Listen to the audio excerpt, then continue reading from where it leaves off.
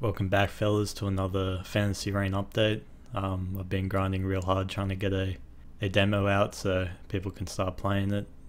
This will be a brief video, hopefully. I'm not going to show much like gameplay. I just want to show off the leveling tree and what progressing your character kind of looks like in Fantasy Reign. So I'm going to go ahead, load up my warrior here, level 9, capital W, filling up the text box. And we're going to take a look at the skill tree in Fantasy Reign. So there are two main components to this. At the top here, I've got the attribute tree.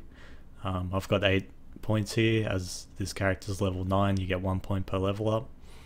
And the core of this tree is these 4 nodes down here. Similar to like the stats you'd dump points into in Diablo 2. They're general across all characters. So the first one's maximum health.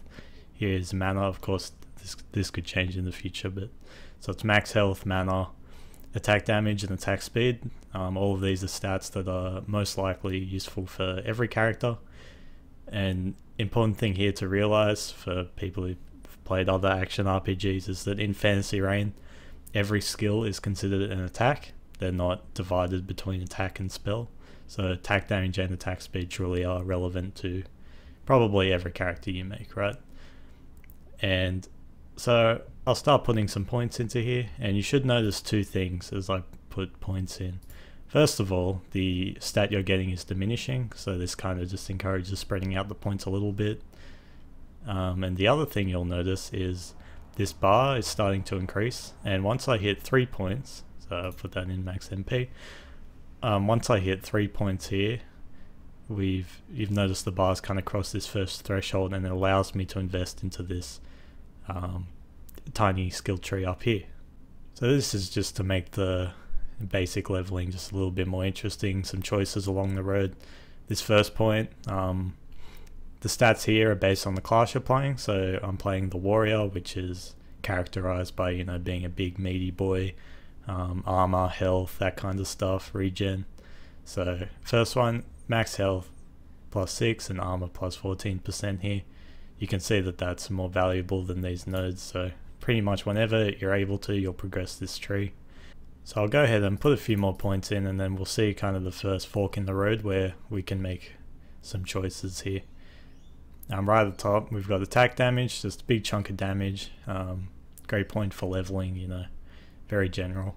Second one, pretty much some general defenses, some health regen and elemental resist.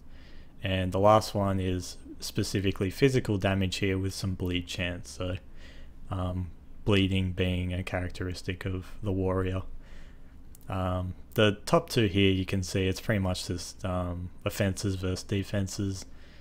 You'll pretty much take whatever you need for leveling. And the bottom here is the only one with a bit of interest where it's specific to physical. Bleeding is physical damage, so you'd only ever go this one if you were specifically looking to go bleeding. And so that's the basics of the attribute tree. Where you can kind of make big customization to your character down here is the memory board.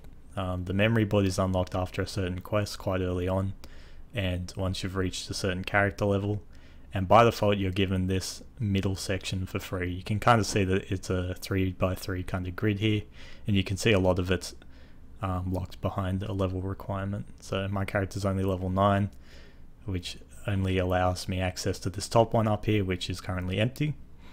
We'll get into that in a sec. First of all, these nodes are also pretty general, right? It's attack damage, attack speed, health, that kind of stuff. So some kind of early leveling stats, very general. So let's go ahead, I'm going to click here, and this produces a big list of mostly empty stuff, because these options are called memory board pieces, and they are rewards from quests. They're also dropped randomly like unique items. Yeah, so as an example, we'll take Sword in the Stone right here. And when I click on it, it creates this preview down here so I can see what kind of nodes it's going to add to my tree. From the looks of it, you know, mostly attack damage, some attack speed on the side, a critical strike node, some HP on hit. So I'm going to go ahead and apply that, and you can see that the tree is updated, and it's kind of you know, dynamically changed our upgrade path here.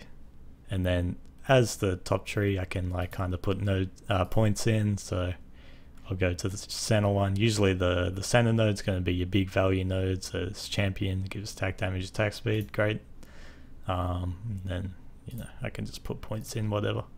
I'll show off just one more sign from the north, because it doesn't have like all the nodes filled out. So if I apply it, you can see that this is a more restricted looking path, and that it is possible that there will be pieces that have like great value nodes, but they might strangle your pathing a bit and might make it, you know, quite more difficult to navigate your path as you get higher levels and you unlock more node stuff that you can fulfill. That's all I really wanted to show off here. As I said, I'm working hard to produce a demo so people will have something to get their hands on and play. If you're a fan of Fantasy Reign and you want to see this continued, give me some likes, give me some comments. I love reading comments, and those things make me feel like it's worth continuing working on Fantasy Reign. Thanks a lot, guys. Have a good one.